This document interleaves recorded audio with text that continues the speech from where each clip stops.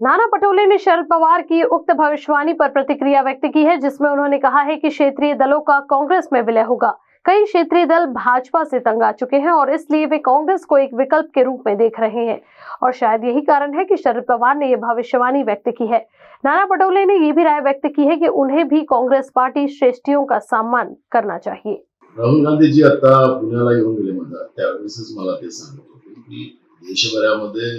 या भाजपच्या तानाशा प्रवृत्तीचा परिणाम जाणवत आहे आणि प्रादेशिक पक्षांनी निर्णय केला की काँग्रेसच हा देशासाठी आणि देशाच्या संविधानिक व्यवस्थेसाठी पर्याय आहे। त्यामुळे अनेक पक्ष आपल्याकडे टाकायला सुरुवात केलेली आहे आणि त्याच्याच आधारावर पवार साहेबांनी ते वक्तव्य